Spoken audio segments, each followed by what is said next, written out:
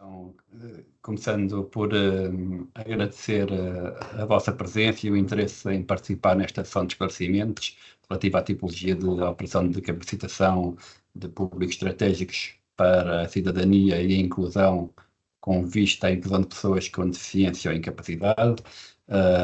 Já através das inscrições verificamos que é uma tipologia que está a despertar muita curiosidade. Temos mais de 200 inscrições efetuadas. Vou começar aqui pelas apresentações. O meu nome é Pedro Fernandes, estou aqui como representante da Autoridade de Gestão do Pessoas 2030 e comigo, para além de alguns colegas da minha unidade, estará também a Cândida Ramires, também do Pessoas 2030, que pertence à unidade dos sistemas de informação, e os colegas do INR, a doutora Helena Alexandre, que é responsável da unidade do INR desta tipologia, e os restantes colegas que também irão participar na apresentação do PIC, do Programa para a Inclusão e Cidadania propriamente dito. Agradecer também a presença da Sofia Figueiredo e do Luís Oriola, que são os intérpretes de língua gestual, que irão dar um contributo importante para que todas as pessoas possam ser devidamente informadas sobre o que vamos falar aqui.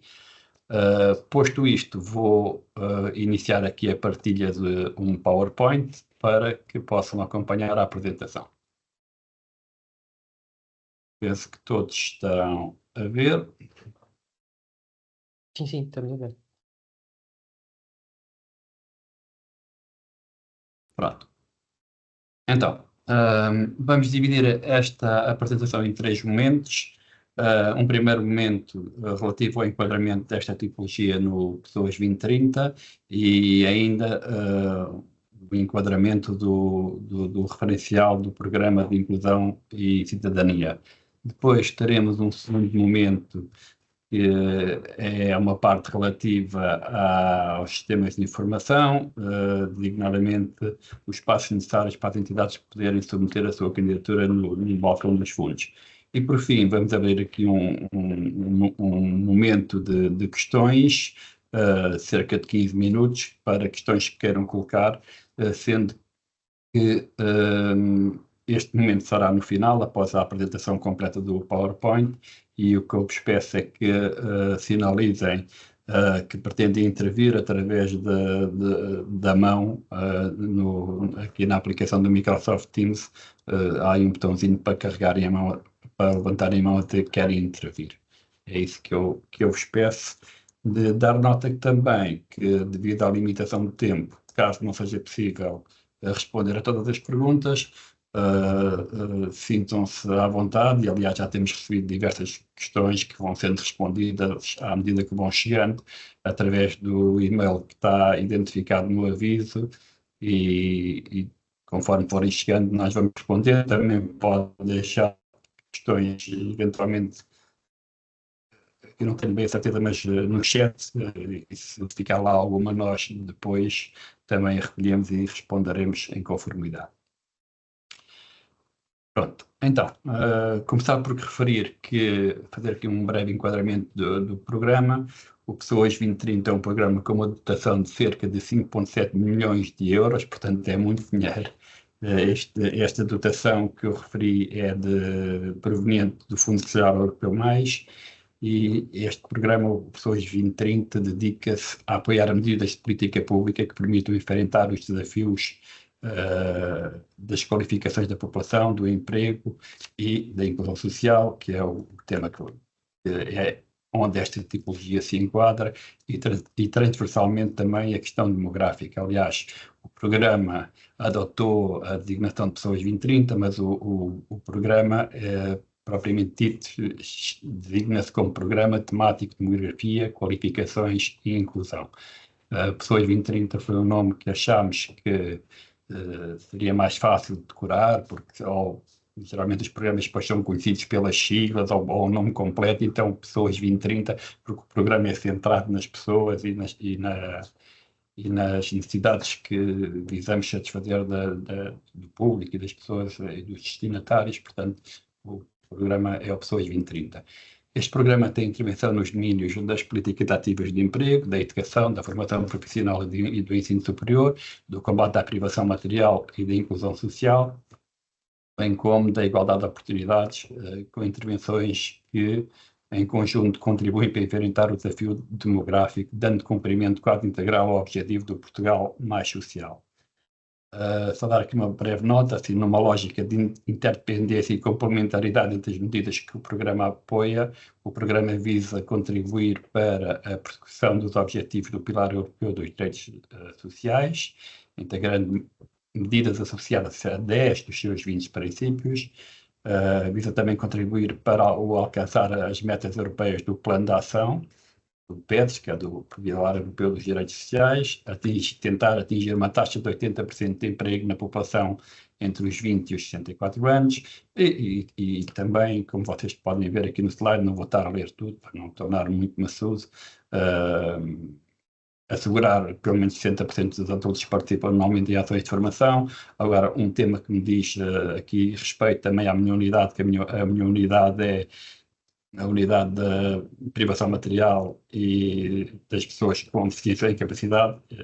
Vou tentar reduzir o número de pessoas em situação de pobreza ou exclusão social em pelo menos 15 milhões de pessoas até 2030, sendo 5 milhões de crianças. O Pessoas 2030 aplica-se em 6 grandes áreas. São estas que estamos a ver aqui no ecrã. A primeira área é o emprego, conciliação da vida profissional e pessoal e igualdade de género.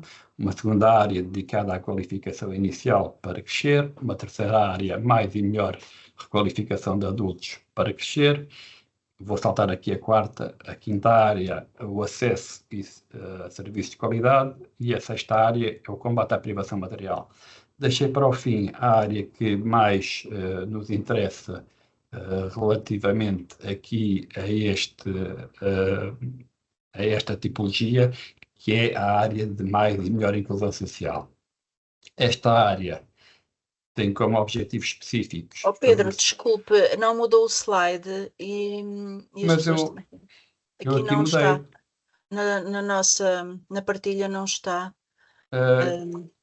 Qual é que estou a ver, Helena? Peço desculpa. É o primeiro, onde tem o nome ainda e as metas do PDS. Pois. É o que diz número 3. O que estamos a ver é o que diz número 3. Exatamente. Estamos a ver o 3. Eu vou parar a partilha. Já temos o Pedro de novo.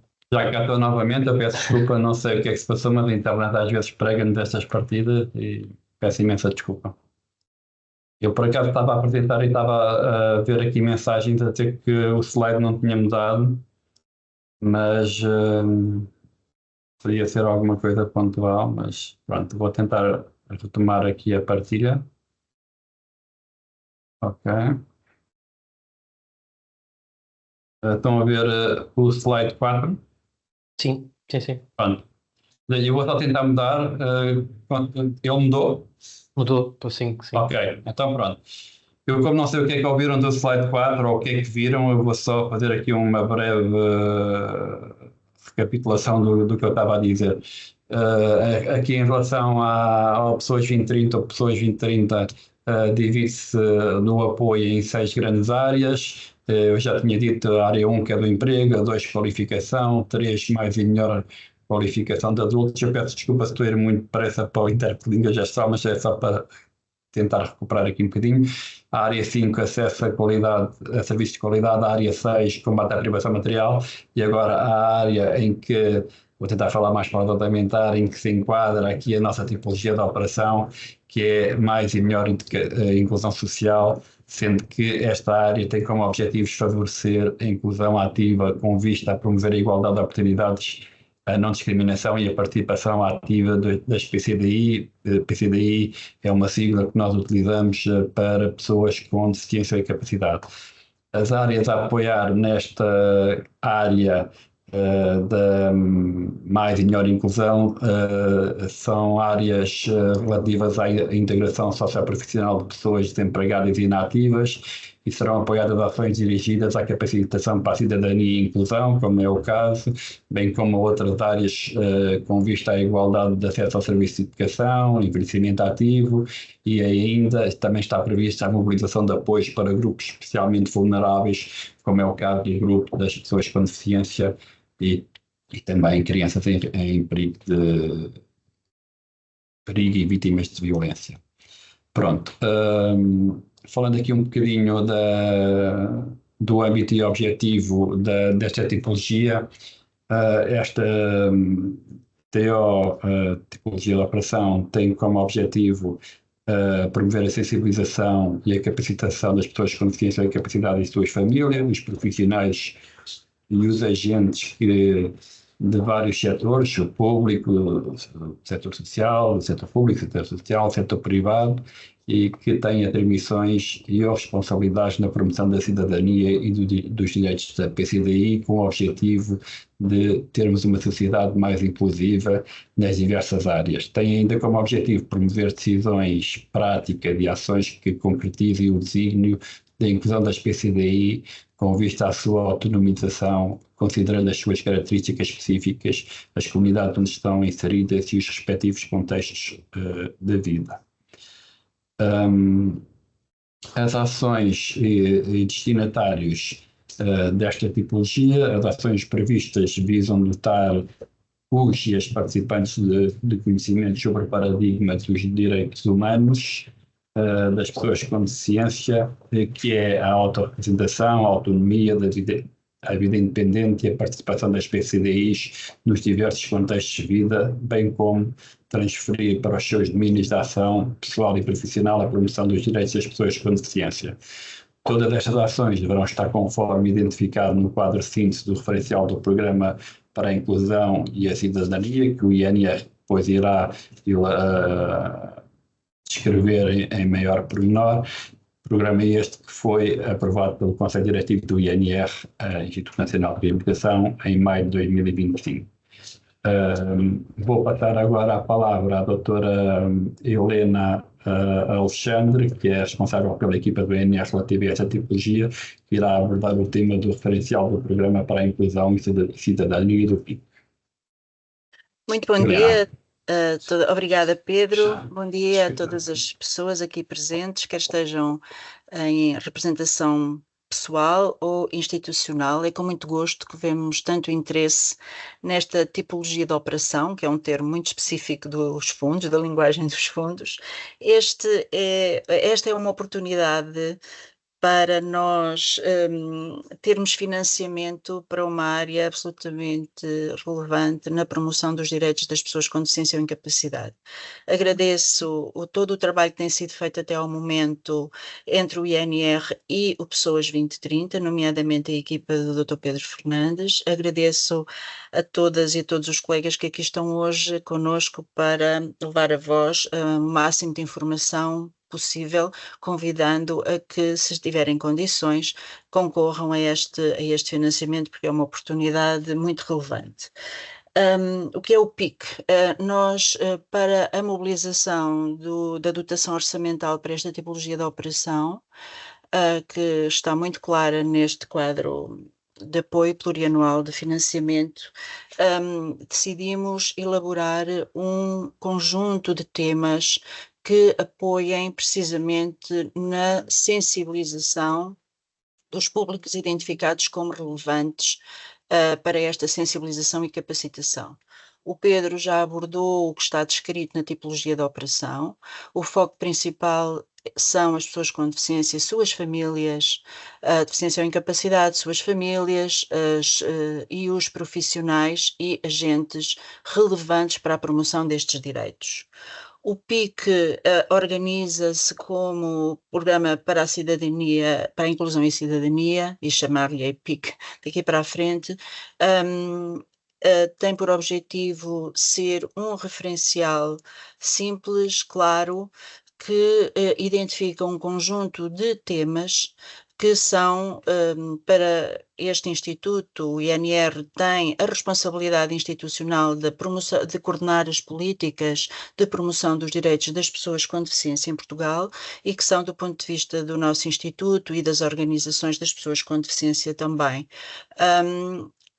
relevantes precisamente para a implementação do que está previsto na Convenção dos Direitos das Pessoas com Deficiência, de que Portugal é signatário, mas também a União Europeia enquanto entidade supranacional e que tem um conjunto de determinantes na promoção de direitos que nos convoca a todos e a todas. Assim sendo, estão identificados um conjunto de temas de sensibilização que podem ser financiados, ou são os que são financiados precisamente nesta tipologia de operação.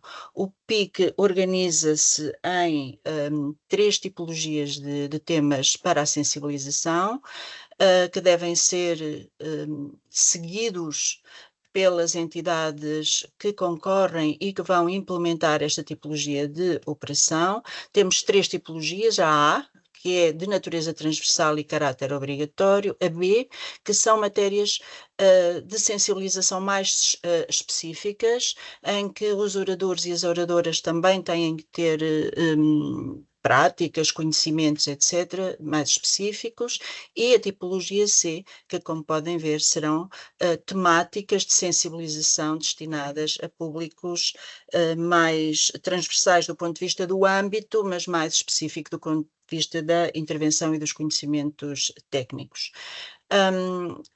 O grande objetivo desta tipologia de operação é precisamente contribuir para uma cultura de inclusão, contribuir para a sensibilização sobre o que são os direitos das pessoas com deficiência, que são direitos humanos inalienáveis e que nos convocam a todos e todas nas nossas práticas profissionais e na organização da nossa vida e dos nossos cotidianos. Desta feita, eu vou passar a palavra à minha colega Marisa Lopes, que vai aprofundar um pouco a apresentação do PIC. Agradeço mais uma vez a vossa atenção, convido para olharem para este referencial de sensibilização e poderem aproveitá-lo para outras ações para além das que são financiadas nesta tipologia da operação, e estamos disponíveis para aquilo que necessitarem. Marisa, a palavra é sua. Muito obrigada. Muito bom dia então a todos e a todas. Só deixar aqui a nota de que o PIC está disponível para download e consulta na página do Pessoas 2030. Portanto, todas as entidades que estejam interessadas em submeter a candidatura devem procurar o aviso na página do Pessoas e, entrando no aviso, há um separador relativo aos documentos. Obrigada, Pedro. E aqui podem fazer então o download do fecheiro, consultá-lo, lê-lo e ter toda a informação sobre ele. É o que diz ali PIC maio 2025. Como a doutora Helena já referiu, o PIC está organizado em 3 tipologias de ações, a tipologia A, a tipologia B e a tipologia C. A tipologia A contempla uma única ação. Esta ação é de natureza transversal e é um pré-requisito à frequência de todas as ações das tipologias B e C. Ou seja, quando as entidades beneficiárias estiverem a construir o seu percurso de sensibilização e capacitação, terão obrigatoriamente que no seu percurso incluir esta ação da tipologia A. Portanto, é uma ação de caráter obrigatório e de precedência à frequência das ações das tipologias B e C. A tipologia B é então destinada sobretudo a pessoas com deficiência ou incapacidade, suas famílias e profissionais que desempenhem funções em ONGPDs e respostas sociais dirigidas então a pessoas com deficiência ou incapacidade. Por fim, a tipologia C tem como públicos-alvo todos os anteriores e contempla ainda profissionais com funções ou responsabilidades na promoção da cidadania e de uma sociedade mais inclusiva. E, portanto, agora vamos passar para o slide seguinte, onde vamos ver aqui como é que está então organizado o referencial. Este é um exemplo da ação da tipologia A, é a única ação e é sobre a promoção dos direitos das pessoas com deficiência. Portanto, todas as ações estão organizadas desta forma, portanto, todas as ações têm um título, a duração, o modo de realização, as pessoas destinatárias, os objetivos, os temas e as entidades beneficiárias. Voltamos a lembrar que esta ação é de natureza obrigatória e um pré-requisito para todas as outras ações. Damos também a seguir um exemplo de ações das tipologias B e C. O slide seguinte, ok, obrigada. Aqui um exemplo, então, de uma ação da tipologia B é o regime jurídico do maior acompanhado. Esta ação é, então, destinada a pessoas com deficiência ou incapacidade, suas famílias e profissionais, então, que desempenhem aqui funções em organizações não governamentais das pessoas com deficiência e respostas sociais dirigidas às mesmas pessoas.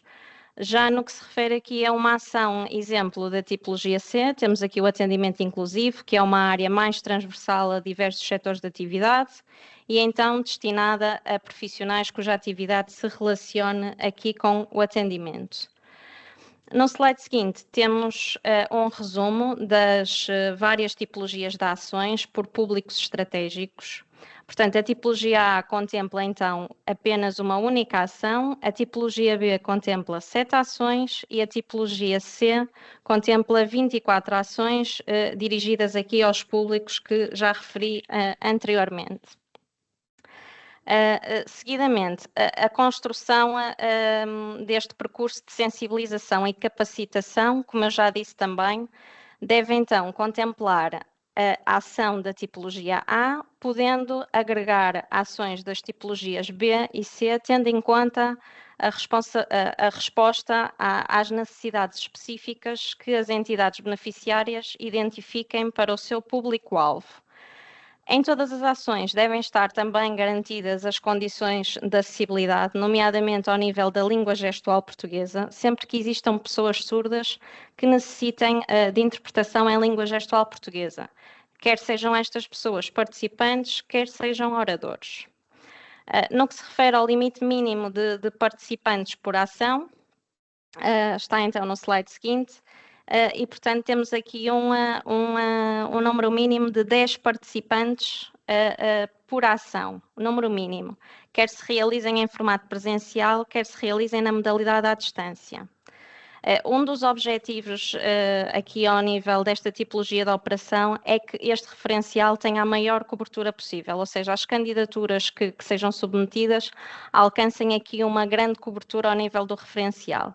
E, portanto, chamamos a atenção apenas para este subcritério, que é um subcritério junto com outros subcritérios, com outros critérios, portanto, é apenas um, mas alertamos para que estamos a valorizar aqui este subcritério relativo à qualidade da operação, em que as candidaturas que abranjam 3 tipologias de ação em número igual ou superior a 17 tipos de ações e obrigatoriamente 5 tipos de ações da tipologia B, portanto estamos aqui a chegar a uma grande cobertura do referencial, a este nível da qualidade da operação são pontuadas com 5 pontos.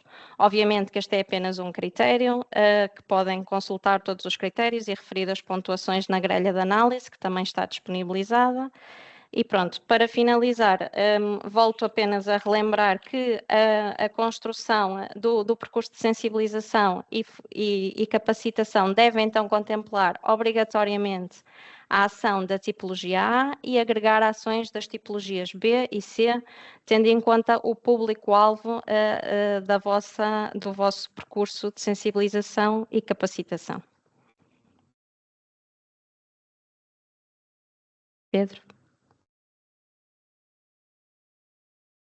Acho que estás sem som. Sim, já estou com som novamente. Pronto, uma vez apresentado, feito o enquadramento aqui do PIC, vou só dar aqui mais 3 breves notas antes de passar à apresentação do preenchimento da candidatura no sistema de informação.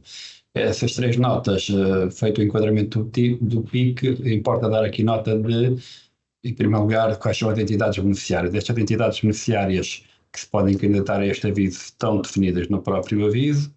No entanto, recordamos que dois pontos importantes. Todas as entidades devem desenvolver comprovadamente atividades no domínio da inclusão das pessoas com deficiência e dos direitos humanos, e essas entidades são as organizações não governamentais das pessoas com deficiências, as ONGPDs, que são classificadas ao abrigo do Decreto-Lei 106/2013, de 30 de 7 e da Portaria 7/2014, de 30 de janeiro. As organizações do setor social que, não tendo o estatuto de ONGPD, promovem respostas sociais para pessoas com deficiência financiadas por fundos públicos, as chamadas IPSS, Instituições Públicas de Solidariedade Social. Também as entidades da administração pública central, direta ou indireta, e da administração local e do setor empresarial do Estado. Ainda as organizações não governamentais que intervenham na promoção dos direitos humanos, cidadania e desenvolvimento. E, por fim, as ordens profissionais cuja atividade dos seus membros esteja relacionada com os conteúdos constantes no referencial que foi há pouco apresentado, entre elas a ordem dos psicólogos, assistentes pessoais, advogados, e etc. Todas estas estão também identificadas no aviso de abertura de candidaturas que está disponível quer no site do Pessoas 2030, quer no balcão dos fundos. Quanto à área geográfica abrangida por este aviso do Pessoas 2030, dar aqui uma nota que, por norma, o Pessoas 2030 apenas costuma abranger as regiões menos desenvolvidas. No entanto, para esta tipologia de operação foi concedida pela Comissão Europeia a autorização para abrangermos também as regiões de Lisboa e do Algarve, que são regiões em transição, o Algarve, e regiões mais desenvolvidas, que são as regiões de Lisboa, para além das regiões que costumamos abranger, que é a região norte, a região centro e a região do Alentejo. Portanto, todo o território continental está abrangido por pode ser abrangido por esta tipologia. Dar ainda uma nota que cada entidade beneficiária deve apresentar uma única candidatura por região. Ou seja, mesmo que a entidade tenha vários estabelecimentos numa mesma região, deverá apresentar apenas uma candidatura submetida com esse NIF para essa região. A candidatura pode, no entanto, abranger mais do que um estabelecimento, desde que estejam todos sobre o mesmo NIF, ou seja, para cada região, em resumo, e de uma forma muito simples, cada entidade deve apresentar apenas uma candidatura. Vamos supor que uma entidade tem delegações ou pretende desenvolver candidaturas no Norte, no Centro e no Alentejo. Não vai fazer apenas numa candidatura, vai fazer uma candidatura, uma para o Norte, uma para o Centro e uma para o Alentejo. Serão três candidaturas distintas que terá que apresentar. Por fim, quanto aos custos elegíveis nesta operação, também estes custos estão definidos no aviso de abertura de candidaturas. Os custos que são financiados são os custos com os oradores, quer sejam internos às entidades beneficiárias, quer sejam externos, e também os custos com os intérpretes de língua gestual. Os custos com o pessoal interno,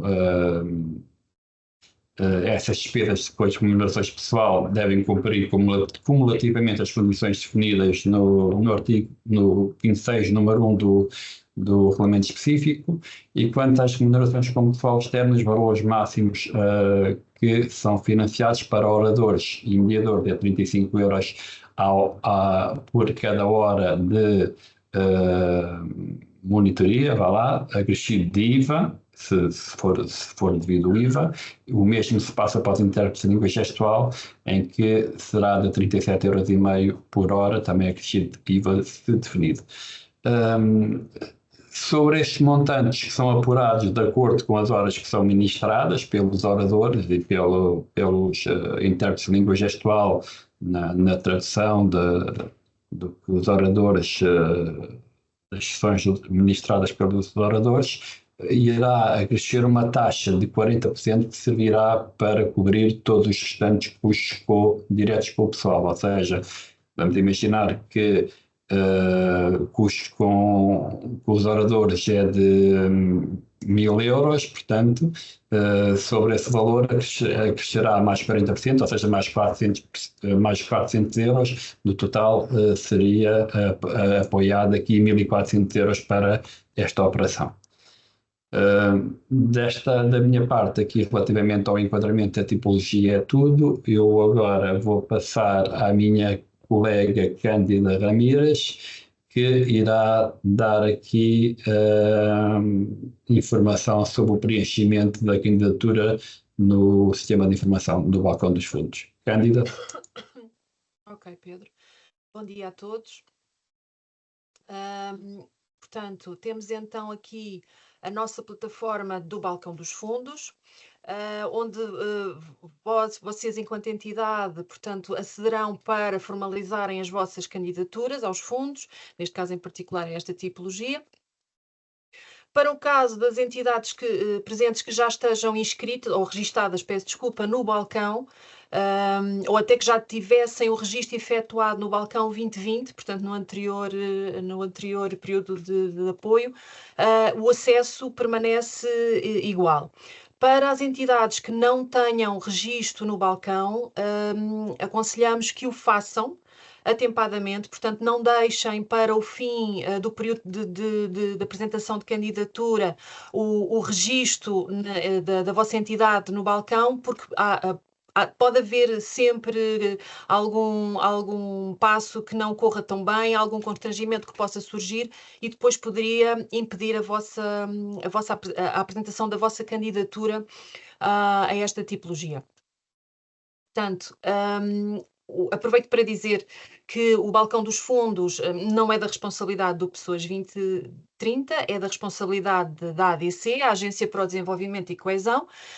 De qualquer forma, nós estamos aqui a algum apoio no preenchimento do formulário de candidatura. O aspecto, então, do ecrã de login é o que se vê, portanto, no caso de já terem efetuado o registro anteriormente, colocam o número de contribuinte e a palavra passe que ficou atribuída. No caso de não terem efetuado o registro anteriormente, na parte inferior aqui do ecrã, a verde diz ainda não tem conta, registre-se. Portanto, se for esse o caso, clicam nesse link e são redirecionados para o registro da entidade.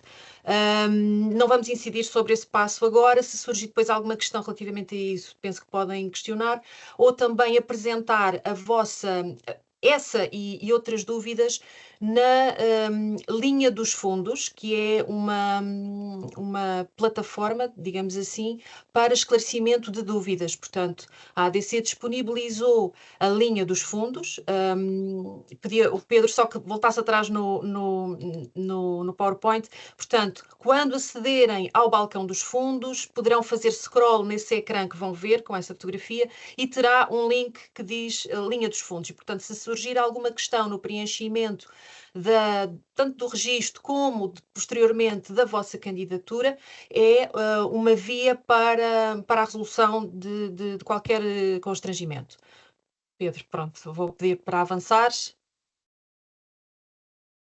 O ecrã que nós vemos é o ecrã inicial após o login efetuado, portanto, depois da entidade ter o seu registro efetuado, efetua login e consegue ver então este ecrã. Nós colocamos aqui algumas legendas. O principal, portanto, é aquela barra verde que surge cá em cima. Essa barra verde tem um botão do lado esquerdo que diz PT 2030. Portanto, nós não colocamos aqui, mas se vocês, ao fazerem login, carregarem nesse botão, passam para uma barra cinzenta que diz PT 2020. Isto só para saberem que, se precisarem de consultar alguma questão do PT 2020, seria através desse botão. Neste caso, para esta tipologia, para este aviso, portanto, PT 2030, têm a seguir esse botão a entrada de menu que diz avisos, conta corrente, entidades e administração.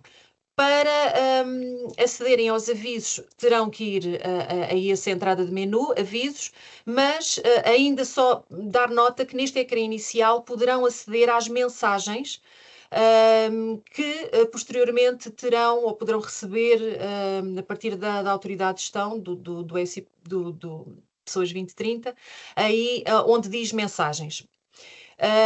Vou pedir ao Pedro que avance, por favor.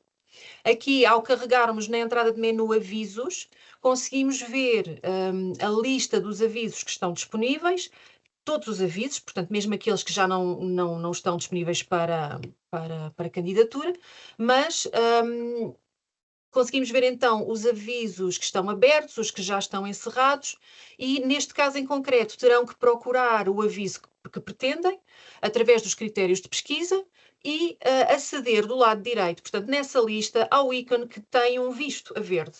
A partir daí, portanto, premindo esse ícone, Pedro, peço que avances, somos redirecionados para o formulário de candidatura. Neste slide temos aqui apenas umas breves notas que vos indica, portanto, eu não sei se alguma das entidades presentes já teve a oportunidade de aceder ao formulário de candidatura. Se já o fez, com certeza que se deparou com esse ícone que diz do lado direito do ecrã, ajuda guia. Eu recomendo que as entidades descarreguem o guia que está disponível, porque é um documento de apoio que mostra como navegar nesta plataforma, portanto, neste formulário de candidatura, não especificamente para esta candidatura, para este aviso, mas de uma forma geral. Poderá ser, então, um documento de apoio útil para a navegação nos formulários de candidatura. Tem ainda esse ícone que diz ajuda, que ao carregar em cima de qualquer campo, portanto, selecionando um campo com o cursor e carregando em ajuda, surge a ajuda em contexto. Esta ajuda em contexto tem um texto breve que explica, de forma muito sucinta, o que se pretende no preenchimento de cada campo. Está bem? Portanto, será uma ajuda. Pedro, podes passar para o próximo. O nosso formulário de candidatura tem 12 separadores. Esta situação é comum aos vários avisos. E, portanto, neste primeiro separador de identificação, a entidade deve preencher vários campos, são todos obrigatórios neste caso, neste formulário. Portanto, o nome da operação, tanto em português como em inglês, o acrónimo, uma abreviatura que designa a operação, escolher a tipologia de intervenção e a tipologia da operação. Chama a atenção para o seguinte: sempre que preencherem os campos de um ecrã, sempre que existir o botão guardar, carreguem em guardar antes de sair desse ecrã.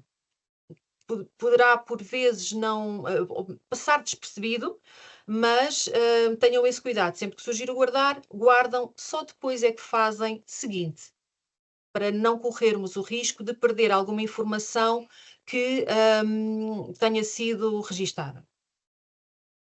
Chama a atenção também para o seguinte: portanto, em cada ecrã nós vemos os 12 separadores e antes de entrarmos ou de preenchermos algum campo desse separador, os círculos estão a branco, têm o número e estão a branco. Sempre que guardamos a informação e preenchemos corretamente, passamos a ter um ícone a verde, com um visto a verde. No caso, e depois mais à frente poderemos ver, no caso de confirmarmos um ecrã sem que a informação obrigatória esteja preenchida, passamos a ter o ícone com tonalidade vermelha, com uma cruz. Isso alerta a entidade que tem que voltar àquele separador para corrigir a informação que está em falta. Aqui no separador das entidades, a entidade beneficiária deve inserir o NIF do beneficiário, portanto tem que inserir o NIF da própria entidade, carregar em validar NIF e o sistema vai buscar então a informação relativa àquela entidade. Atenção que devem guardar a informação. Do lado direito está aí o botãozinho que diz guardar. Não sei se é o caso não sei se é o caso desta tipologia, portanto, se faz sentido ou não falar nisso, mas realmente, para uma entidade que tenha unidades organizacionais, se for necessário, portanto, se for necessário para esta operação, deve escolher a partir daquele campo que está ali que diz insira uma unidade organizacional. Ou seja, quando a entidade fez o registro no balcão, a informação é carregada e se for necessário associar a esta operação uma unidade organizacional, deve escolhê-lo a partir desta lista. Se não for o caso, simplesmente insere o NIF da entidade beneficiária, faz guardar e a informação fica carregada. Na secção dos contactos de candidatura, a entidade, para conseguir registar o contacto, tem que carregar em novo contacto e deve inserir contactos de NIFs que já estão associados, portanto, registados em sistema, no balcão, peço desculpa, associados a esta entidade. Se colocar outro NIF qualquer, de uma pessoa que não está associada a esta entidade no balcão, esse NIF será dado como inválido e não vai ser possível guardar esse contacto. Está bem? Passamos então ao próximo slide, por favor. No separador da caracterização temos vários campos e aqui peço ajuda, apoio aqui ao Pedro, porque são campos que são transversais, não podemos escondê-los da parametrização do formulário, mas têm ajuda em contexto, portanto poderão consultar, mas aqui o Pedro poderá dizer melhor do que eu o que é que especificamente se pretende com cada um deles. Tá bem? São campos de texto, apresentam o limite de caracteres, mas tecnicamente só o Pedro é que me poderá aqui ajudar. Sim, no fundo, como eu antes estava a dizer, estes campos, tudo o que tem asterisco é preenchimento obrigatório. Não é? Portanto, na descrição devem fazer uma breve descrição do projeto, os objetivos, qual é o objetivo do projeto e um resumo do projeto, que é um resumo relativamente pequeno, porque tem apenas 450 caracteres, sendo que esse resumo deve ser feito em português e também depois traduzido para inglês. Quanto ao contexto, é o diagnóstico de necessidades do projeto, porque é que é relevante efetuar este projeto na vossa candidatura. O acompanhamento podem, no fundo, referir qual é a metodologia de acompanhamento do projeto ao longo da execução do mesmo, e o plano de comunicação não é obrigatório, mas nada os inibe também de identificar se estão previstas se tem algum plano de comunicação previsto durante a execução do projeto. Quanto ao cronograma da operação, deve identificar aqui a data de início e a data de conclusão da operação que está prevista, sendo que a data de início é a data da primeira ação a realizar e a data de conclusão será a data em que está prevista a conclusão da última ação. Como vocês sabem, a duração do projeto é de 24 meses, pelo que o projeto não poderá ultrapassar esse prazo. Uma nota que eu queria deixar e que já identificámos que não está no aviso, mas que por esse motivo vamos ter que proceder a uma alteração do aviso, é que as ações devem ter o seu início obrigatoriamente até 31 de março de 2026, está bem? Irá surgir uma alteração ao aviso com essa informação e depois sabemos que existem 3 candidaturas que já estão submetidas, vamos entrar em contato com as entidades para que, se não tiver dentro deste período, possam fazer uma nova candidatura e apresentar a desistência da que já está submetida. Mas depois alguma questão relacionada com isto também podem colocar através do nosso e-mail e teremos a oportunidade de responder a essa questão. Os meus colegas estavam aqui a comentar que há uma entidade ou algumas entidades que pedem para voltar ao ecrã do acesso ao formulário, portanto, no início. Talvez não tenha ficado, não sei se seria este ecrã, não sei se podem colocar aqui por escrito no chat para percebermos qual seria a dúvida.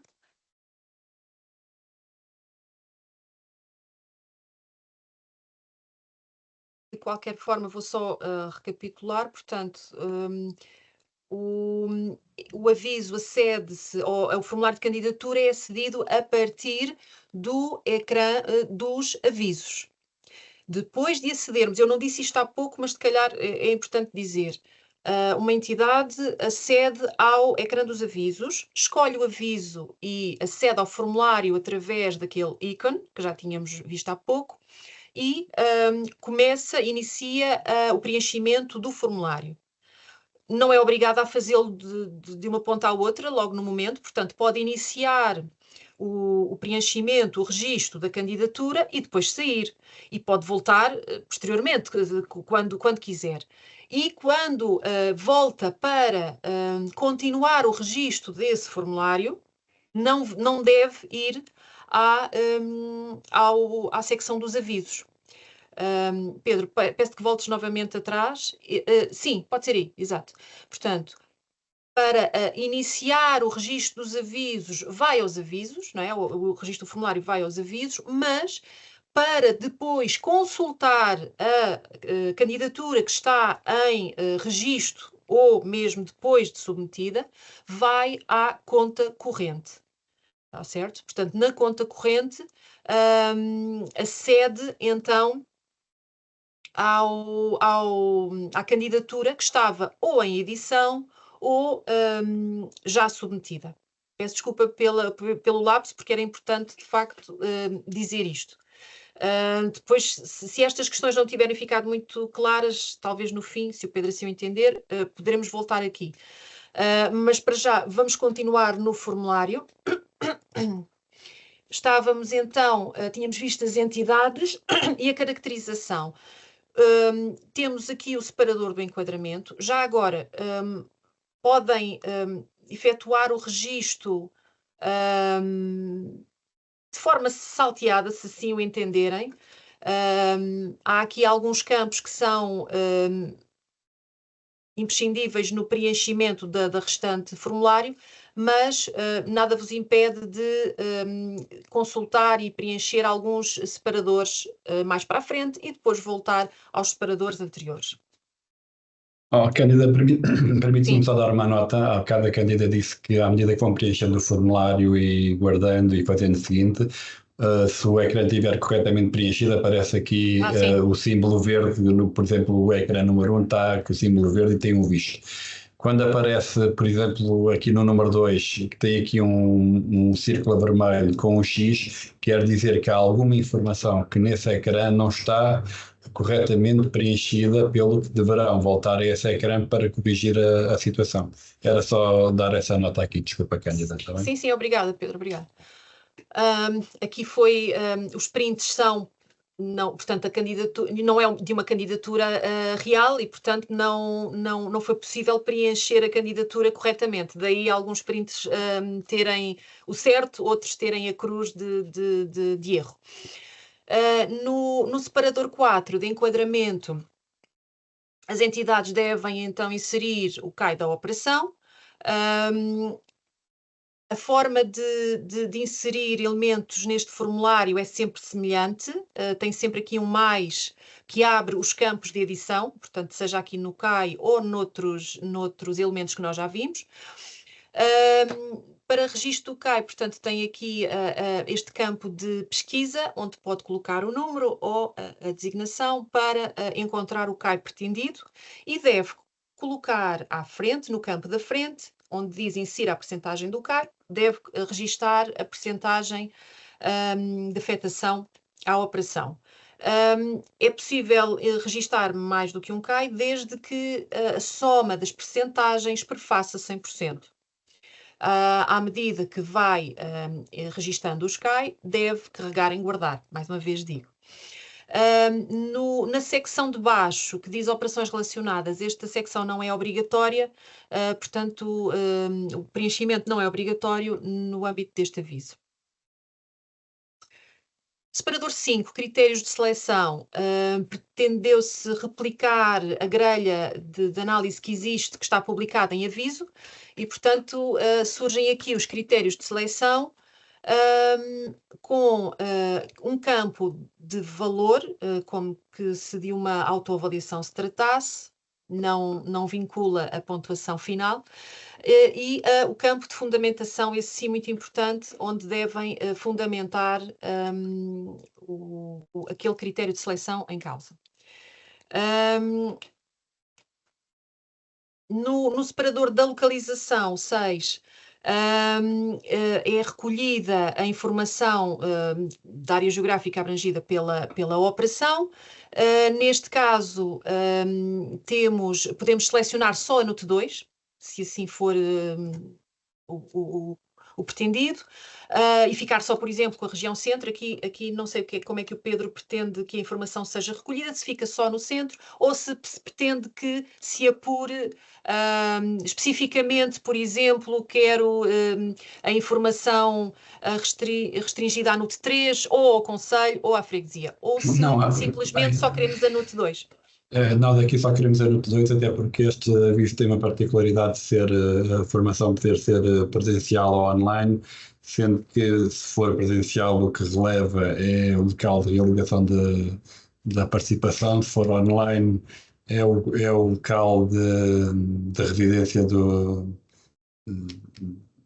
destinatários, portanto aqui devem preencher apenas a NUT 2. A NUT 2 que equivale a Norte, Alentejo, Centro, Lisboa, ao Algarve. No separador 7 das atividades, a entidade deve então carregar em nova atividade. São abertos aí campos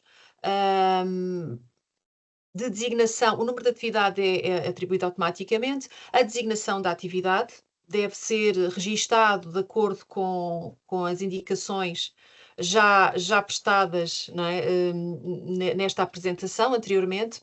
Aqui, mais uma vez, Pedro, penso que serão as ações. Aqui por atividade, eu vou só voltar aqui rapidamente atrás, peço desculpa, mas a atividade, por exemplo, se for uma ação da tipologia A1, devem colocar como atividade A1, promoção dos direitos das pessoas com deficiência. Portanto, o que se pretende aqui no campo das atividades, espera aí que eu acho que já saltei aqui. Aqui no campo das atividades, aqui identifica qual é a tipologia da ação que pretendem, que estão a identificar, que pretendem efetuar, e bem como as datas de início e as datas de fim. E devem registar tantas atividades e tantas ações quanto as que forem ministrar. Se forem ministrar duas da A1, devem registar duas vezes a atividade A1. E assim sucessivamente para as restantes atividades ou ações a desenvolver. Para cada atividade é necessário também registar a data de início e de fim, tendo sempre em consideração o cronograma que já foi registado anteriormente no separador da caracterização. Depois de guardar portanto, o registro desta atividade, então disponibilizada a secção do detalhe da atividade, onde é possível escolher o tipo de caracterização, neste caso ações de sensibilização e campanhas, e mais uma vez há um campo de texto obrigatório que se chama caracterização, que permite então caracterizar com mais detalhe aquela atividade. Há ainda a secção dos participantes. Para registar os destinatários devem imprimir aqui este link que diz adicionar participantes. são reencaminhados para uma página com um quadro, onde devem adicionar linha. Portanto, aqui a forma de preenchimento é sempre muito semelhante. Adicionar linha, é aberta aqui uma linha nesta espécie de tabela e escolhem então no tipo destinatários, no nível 1 total, o nível 2 não é aplicável a este formulário, e então no campo onde diz número de participantes, registam os destinatários. Carregam em guardar e sair. Deixem-me só dizer o seguinte, poderá fazer alguma confusão, porque depois de guardarem o número de destinatários e voltarem à atividade, esse número de destinatários não fica visível ali no ecrã. Para o consultarem, têm que voltar novamente àquela espécie de tabela. Aí a informação está guardada, está bem? Fica já a nota. Depois há ainda a secção da identificação da equipa, ainda dentro das atividades. Tem que carregar novamente num link, adicionar equipa. São reencaminhados mais uma vez para uma página com uma tabela, onde têm que adicionar uma linha, e aí escolhem então a atividade, porque para todas as atividades que criaram, portanto vai surgir aqui no campo atividade essa lista.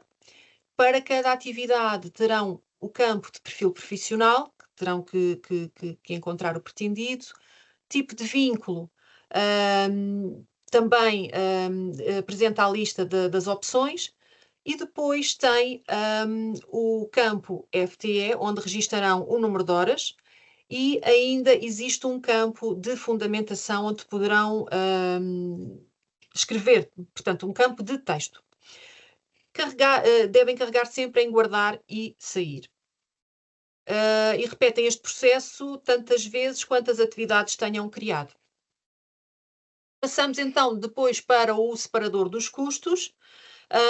No separador dos custos temos um link que diz adicionar folha de cálculo. Mais uma vez, somos redirecionados para uma tabela onde temos que adicionar uma linha. Podemos passar para o próximo slide. Nessa tabela, então, surge o beneficiário, portanto, a entidade beneficiária.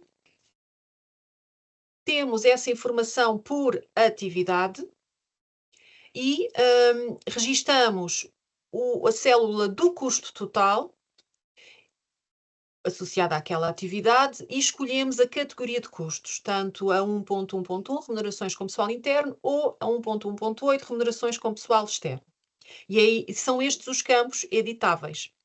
Os restantes campos, custo elegível não financiado e custo não elegível, não são editáveis, não têm de se preocupar com estes campos.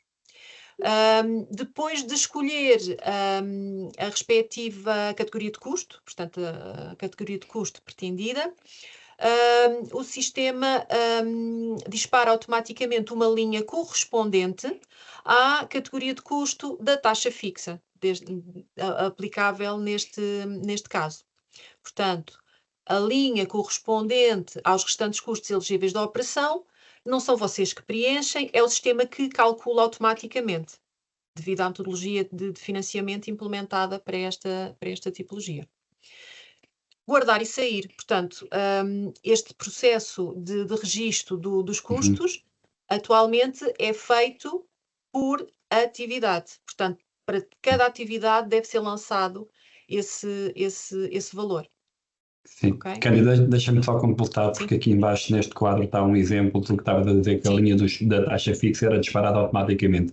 Como vocês podem ver aqui neste quadro inferior, nós temos a atividade que tem um custo total de 5.000 euros, que é uma atividade com remunerações de pessoal interno, quer seja oradores, quer seja intérprete de língua gestual, e ao confirmar o sistema automaticamente adicionou aqui uma linha de 2.000 euros que corresponde aos 40% dos 5.000 euros e também de forma automática a classifica como OCF taxa fixa para os restantes custos. Portanto, era isto que a Cândida estava a falar, que ao preencherem a linha cá em cima com a atividade e o custo, depois o sistema de forma automática cria uma linha associada a essa atividade com a taxa fixa correspondente.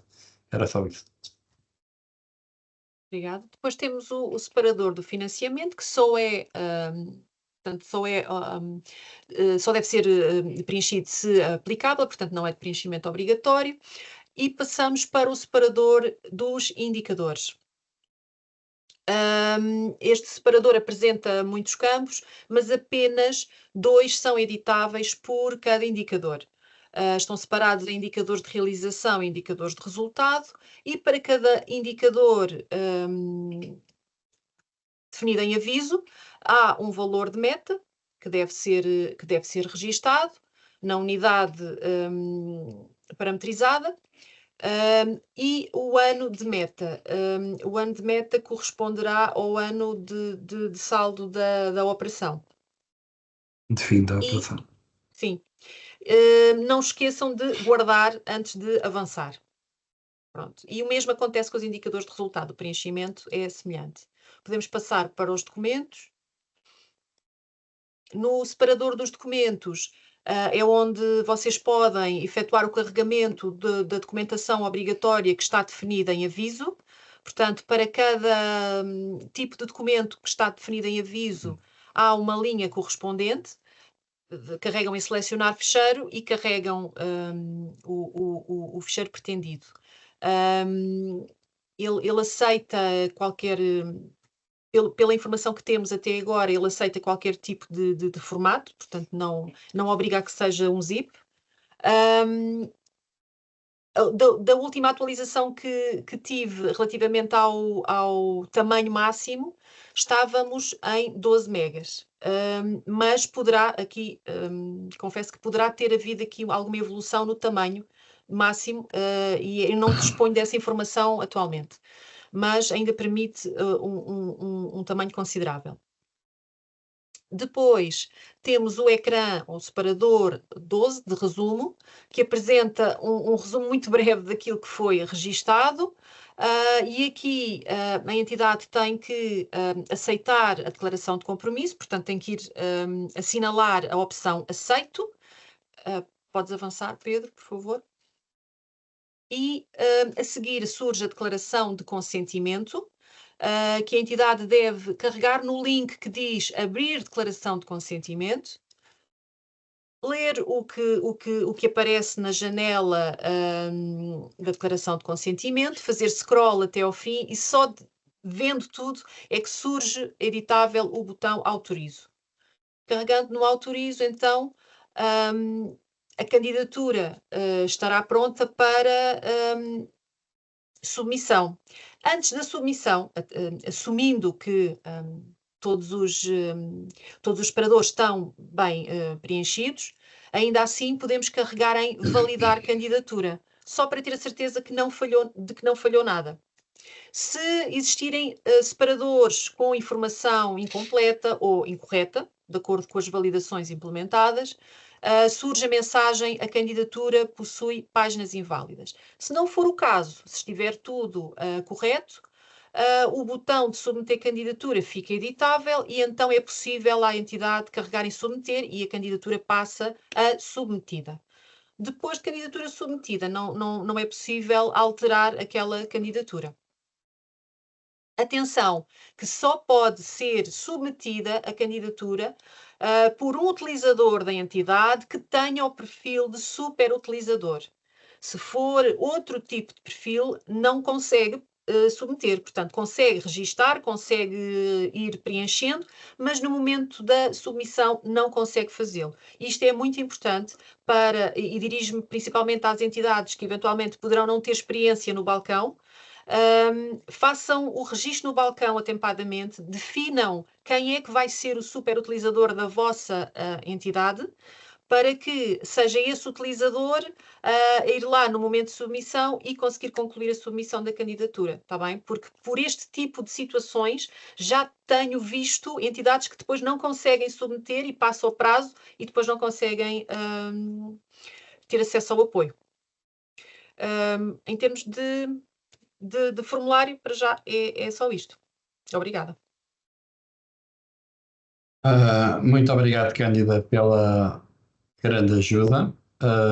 Eu agora passava aqui como foi referido anteriormente, há um breve período para, se alguma entidade quiser colocar alguma questão neste momento, sem prejuízo de, como já informámos, poderem colocar as questões através de e-mail, e sendo que as mesmas serão respondidas com a maior brevidade possível. Eu vejo aqui duas pessoas com a mão levantada. Ora bem, Eber Maia. Eber Maia consegue colocar a questão? Está sem som, Pedro. Está sem som, sim. Pode não estar a ouvir, eu não sei. Não está disponível neste momento o Eber Maia, o passava ao Pedro Moraes, que também tem aqui. Também pediu a palavra. Pedro Moraes. Bom dia, muito obrigado. Pedro Nada. Moraes, da consultora Setor 3. Eu agradeço a disponibilidade e tenho duas questões. Uma primeira é, vejo que no aviso o valor elegível máximo estabelecido são 200 mil euros. Por operação. Gostaria, certo? Por operação. Certo. Tinha curiosidade de saber qual é que foi o critério para chegarem a estes 200 mil, não ser 100 mil ou ser 300 mil. O critério foi porque 200 mil permite-nos operações até 200 mil são operações de custos simplificados, que é o que melhor se adapta, por um lado, a este tipo de operação, e por outro lado, o que nós queremos a nível desta tipologia de operação é que seja o mais abrangente possível. Como é do vosso conhecimento, o aviso tem uma dotação limitada de 2.500 milhões de euros, 250 do FSE, pelo que, pretendendo, por um lado, abranger, temos 5 regiões, das quais pretendemos abranger e não concentrar tudo em apenas uma ou duas entidades, a nossa opção foi por fixar um valor máximo por entidade, de forma a ter uma abrangência o maior possível do território. Certo. Pedro, muito obrigado. Só mais uma questão. Tem a ver. Eu vou dar um exemplo, se calhar é a melhor maneira de pôr a questão. Vamos imaginar que a instituição vai realizar a ação C4, acessibilidade digital, a 30 destinatários. Sendo que o tipo de ação que pretende fazer é muito mais rentável e muito mais eficaz se for feito apenas com um grupo de 10 destinatários de cada vez. Uhum. Eu pergunto se vamos repetir, se esta ação C4, por ser feita em 3 sessões diferentes, se vale por 3 ou se só vale por uma. Vale por 3 no que diz respeito ao pagamento dos oradores e dos intérpretes de língua gestual, mas vale por uma na grelha de análise no que diz respeito à tipologia de ações a abranger. Não sei se fui claro. Foi muito claro, sim senhor. Então a resposta é essa. E realmente o mesmo destinatário pode, conta cada vez que participa numa ação diferente, conta como participante dessa ação, correto? Diferente. Sim. Diferente, certíssimo. Uhum. Pronto, só para terminar, não quero monopolizar, quero agradecer e dizer só, vocês têm algum limite, apontam para algum número ideal de candidaturas aprovadas? Ou não têm nenhum? Não temos, depende dos valores que vierem a ser aprovados pelas entidades, sendo que a dotação máxima aprovada das candidaturas é de 2,5 milhões. Certíssimo. Tá, Pedro, muito obrigado. Se todas apresentarem 200 mil euros são poucas. Como diria alguém, é fazer as contas. É difícil. Está bem, muito obrigado. Ok. Portanto, Paula da Sintejo. Estamos a vê-la já? Está em ascensão. Sim, não está a conseguir ativar o som. Se quiser colocar a questão agora, mas se calhar perdemos aqui um bocadinho a oportunidade, uma vez que se vai colocar por escrito, se calhar, se for rápido, tudo bem, se não, pode-nos enviar um e-mail e nós tentamos... já está com sol, ok. Muito obrigada. Nada. Antes de mais, bom dia a todos e a todas. Paula Fernandes, da CIM Médio Tejo, estou aqui com o meu chefe de divisão, Helder Marques. Nós, inclusive, já enviámos um e-mail, mas ainda não obtivemos resposta e atendendo a esta sessão de esclarecimentos, aproveitamos e colocamos também a questão. Então, sendo nós uma entidade da administração local, verificámos aqui nos critérios de seleção, não sei se há bocadinho até foi aí mencionado também nos esclarecimentos, a pedir esclarecimentos, temos aqui o critério 4 da qualidade da operação. Diz aqui para muito bom e bom que temos que ter pelo menos 5 tipos de ações da tipologia B, pelo menos um bom, ainda muito bom. Sim. Ao olharmos para os referenciais aqui do PIC, nós, como entidade local, apenas podemos concorrer a 2 ações da tipologia B.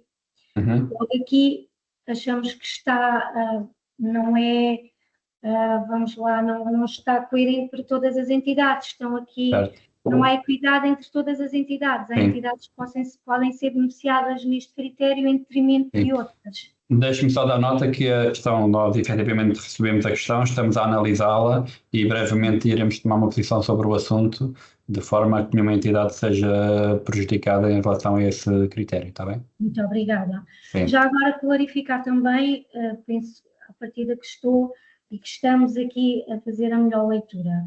Portanto, sendo este aviso para ações de sensibilização e capacitação e não formação, a entidade não precisa de ser certificada para administrar, porque não é formação. Exatamente. A entidade irá contratar oradores, mediadores, a própria entidade. E se não for da própria entidade administrar, sim. Sim, sim. Portanto, e nós, já agora, surgiu aqui outra questão relativamente às remunerações com pessoal interno. Quando se referem aqui a remunerações com pessoal interno, é também oradores e mediadores e intérpretes de linguagem gestual possam ser internos da entidade. Da entidade beneficiária. Sim, podem ter internos da entidade beneficiária, caso não, a entidade não tenha, recorrer então a oradores externos. Certo. Okay. Pronto, então à partida está clarificado. Agradeço a vossa atenção e mais uma vez bom dia a todos e a todas e obrigada. Obrigado. Eu não vejo aqui mais nenhuma mão no ar a sinalizar que quer colocar questão. Pedro, peço só desculpa, há bocadinho o senhor Pedro Carvalho queria falar. Ok, depois baixou a mão e agora, ok, era só para confirmar. Okay. Obrigado. Pedro Carvalho, se puder então, se faz favor. Muito bom dia. Bom dia. Eu não baixei a mão, ela baixou-se autonomamente. Não, peço desculpa, mas como não consegui na altura e para não ficar aqui no topo, fui eu que baixei. Okay. Bom, a minha questão, eu tenho 2 questões. Eu faço parte de uma associação de desenvolvimento local, portanto, de uma ONG, que não é PD. Ou seja, nós temos a possibilidade de ir à atividade A1 e a 12 atividades C, no máximo. Certo. E, portanto, nunca entraríamos no critério máximo de aprovação. Deixe-me só interromper, o que vai um pouco ao encontro do que assim referiu anteriormente, sim, que a questão está a ser analisada, certo? E portanto, vão analisar e dizer qual é que é certo. Uma outra questão de algum modo já foi respondida, mas só para clarificar. Portanto, nós não podemos desenvolver, as entidades não podem desenvolver atividades B ou C sem que as pessoas que participem nessas atividades tenham frequentado a atividade A1. É isto, não é? Certo. É. Ou seja, a estratégia que devemos desenvolver é programar um conjunto significativo de atividades A1 que permitam, por exemplo, no nosso caso, e vamos querer fazer as 12 atividades C, que permitam que todas as pessoas que frequentem as 12 atividades C tenham frequentado uma atividade A1. É isto, não é? Sim. Ok. Obrigado. Ok. Nada. Hugo Silva. Bom dia.